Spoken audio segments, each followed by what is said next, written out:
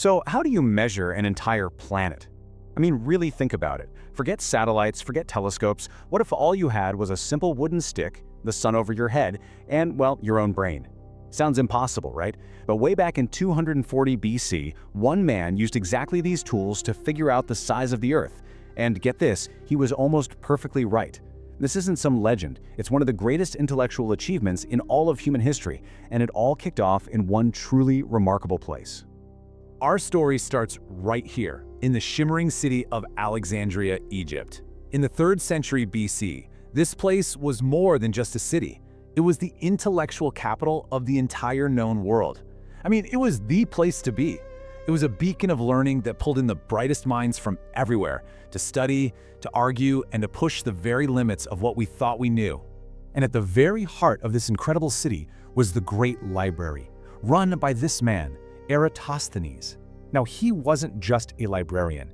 This guy was a geographer, a mathematician, an astronomer, a poet, a true polymath. In fact, his peers had a nickname for him, Beta, as in the second letter of the Greek alphabet, because they figured he was the second best mind alive in just about every single field. I mean, what a stunning compliment that is. Being the head of the library, Eratosthenes was, of course, a voracious reader. And one day, he's reading through the scrolls and comes across this peculiar little observation. It was a report from a town way south of him called Syene, a place we now call Aswan. It was talking about this bizarre thing that happened only once a year on the day of the summer solstice. So, the report claimed that at high noon on the solstice, the sun's rays would shine straight down to the very bottom of a deep well, lighting up the water without casting any shadow at all. For just that one brief moment, the sun was perfectly directly overhead, at its highest point in the sky, what astronomers call the zenith. Now, for most people, that's just a cool piece of trivia, but for Eratosthenes, it was a profound clue. Why was it a clue? Because he knew from his own personal experience right there in Alexandria that at the exact same day and time, that just wasn't the case. In his city, any vertical stick or obelisk cast a very clear, very measurable shadow. So you've got one sun, two cities, and two totally different shadows at the exact same time. Why? That one simple question, it changed everything. Okay, so let's think it through like he did. Eratosthenes made a very smart assumption. The sun is so incredibly far away that its rays arrive here on Earth essentially as parallel lines. Now, if the Earth were flat, those parallel rays would hit every single spot at the exact same angle. So if the sun was directly overhead in Syene, it had to be directly overhead in Alexandria too. Both places should have had zero shadows. But they didn't, and Eratosthenes realized there was only one possible explanation for this. The surface of the Earth itself must be curved. The ground in Alexandria is actually tilted compared to the ground in Syene. The idea that the Earth was a sphere wasn't new, but Eratosthenes just realized that this little shadow observation gave him a way to actually measure it. So, he set up the experiment. On the next summer solstice, at high noon, he put a stick perfectly vertically into the ground there in Alexandria, and he carefully measured the angle of the shadow it cast. And what did he find? He found the sun's rays were off vertical by about 7.2 degrees. And here's where the pure elegance of his thinking really shines. A full circle, as we know, has 360 degrees, while that angle he measured, 7.2 degrees, is exactly 1/50th of 360. So he reasoned, if the angle between the two cities is 1/50th of a full circle, then the actual physical distance between those two cities must also be 1/50th of the Earth's total circumference. Simple, brilliant geometry. Okay, so the next step was a bit more practical. He needed to know the actual distance between Alexandria and Syene.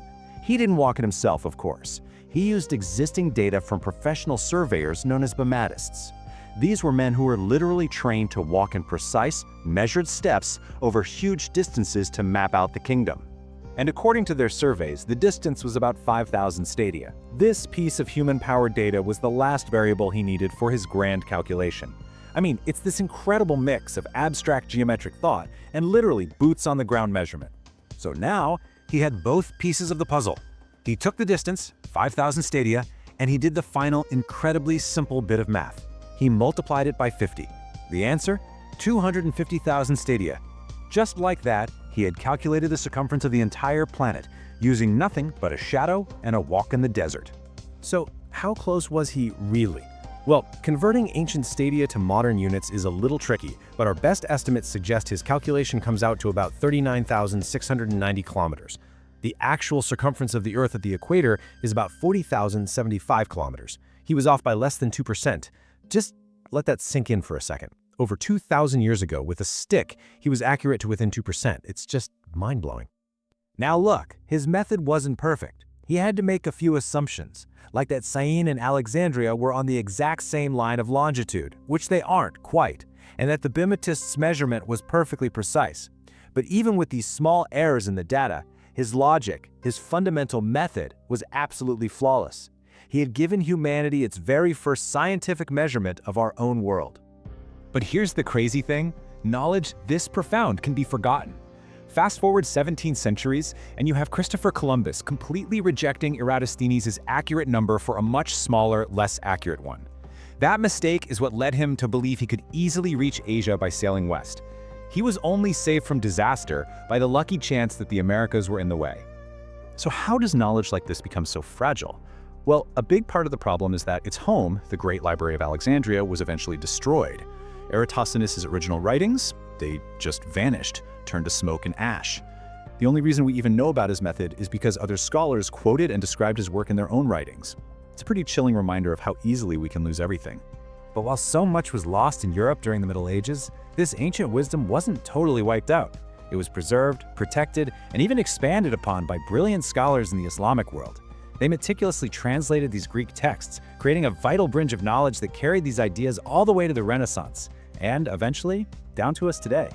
And it really speaks to the sheer scope of Eratosthenes' intellect. He didn't just measure the planet.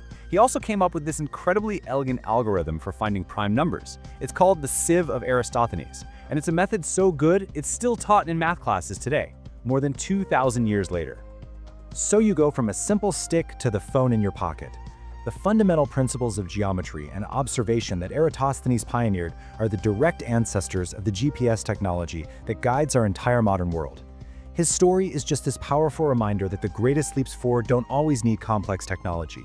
Sometimes all they need is for someone to look closely at a simple shadow and ask the right question. It makes you wonder, doesn't it? What profound truths are hiding in plain sight all around us, just waiting for a curious mind to notice?